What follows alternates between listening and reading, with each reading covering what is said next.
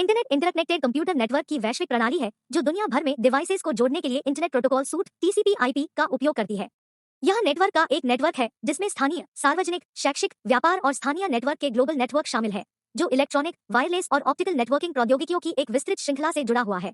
Internet में सूचना संसाधनों और सेवाओं की एक विस्तृत श्रृंखला है, जैसे इंटरलिंक्ड हाइपरटेक्स्ट डॉक्यूमेंट और world wide web WWW, electronic mail, telephony और फाइल शेयरिंग के एप्लीकेशन। सब्सक्राइब कर दीजिए चैनल को। इंटरनेट की शुरुआत 1970 एवं 1980 के दशक में हुआ था। Internet ARPANET advance research projects agency network के नाम से डिफेंस डिपार्टमेंट द्वारा शुरू किया गया था। 1974 में कई लोकल एरिया नेटवर्क अर्पनेट से TCP/IP की मदद से कनेक्ट किए जाते थे। सूचनाओं के आदान प्रदान के लिए जिस नियम का प्रयोग किया जाता है उसे ट्रांसमिशन कंट्रोल प्रोटोकॉल या इंटरनेट प्रोटोकॉल कहते हैं। नए नेटवर्क तकनीक और बैकबोन पर अधिक बैंडविड्थ की आवश्यकता के कारण अर्पनेट को 1990 में बंद कर दिया गया था। 70 के दशक के उत्तरार्ध में NSFNet national science foundation network विकसित किया गया था।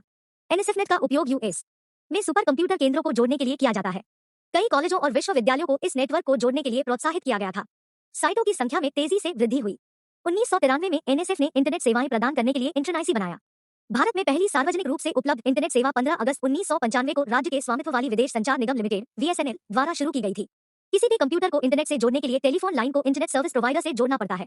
ISP इंटरनेट सेवा प्रदाता एक कंपनी है जो व्यक्तियों और अन्य कंपनियों को इंटरनेट और अन्य संबंधित सेवाओं जैसे कि वेबसाइट निर्माण और वर्चुअल होस्टिंग तक पहुंच प्रदान करती है।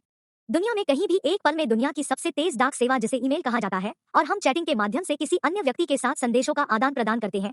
विश्व में किसी भी स्थान से फाइलों का आदान प्रदान, किसी भी रिकॉग्नाइज्ड व्यक्ति, उत्पाद, संस्थान, देश आदि के बारे में कोई भी जानकारी प्राप्त करें, पूरे विश्व में कहीं भी इंटरनेट द्वारा कॉल करने की सुविधा।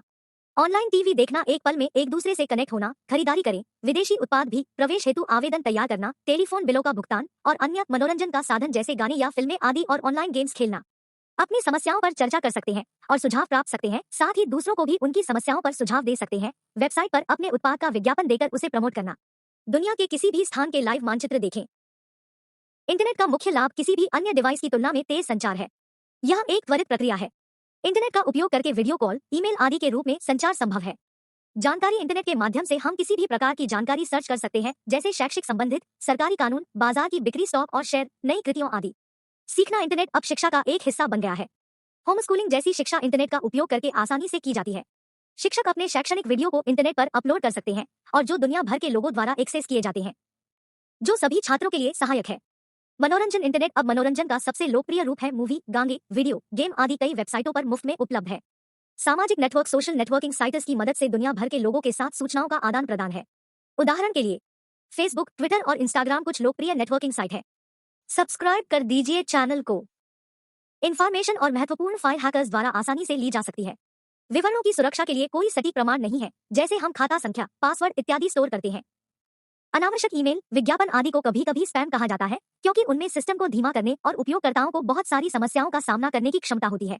स्पैम ईमेल भ्रम पैदा करते हैं, क्योंकि उनके साथ महत्वपूर्ण ईमेल भी संग्रहित किए जाते हैं। मालवेयर या वायरस का खतरा इतना घातक होता है, जो सिस्टम को अधिक विस्तार से प्रभावित करता है। यह तुरंत सभी महत्वपूर्ण फाइलों को हटा देता है और आखिरकार सिस्टम क्रैश हो जाता है। वायरस का हमला 3 तरह से संभव है। 1, यह चयनित फाइलों पर हमला करता है। 2, यह निष्पादन योग्य बूट फाइलों को परेशान करता है। और सभी में से सबसे खतरनाक मैक्रो वायरस है, जो फाइलों के सभी हिस्सों को दोहराने और विस्तारित करने की क्षमता रखता है। इंटरनेट का उपयोग करने वाले लोग अक्सर आभासी और वास्तविक दुनिया के बीच अंतर को भूल जाएंगे। इससे लोग जल्दी उदास हो जाते हैं और इससे सामाजिक अलगाव की समस्या पैदा होती है। सब्सक्राइब कर दीजिए चैनल को और वीडियोस के लिए।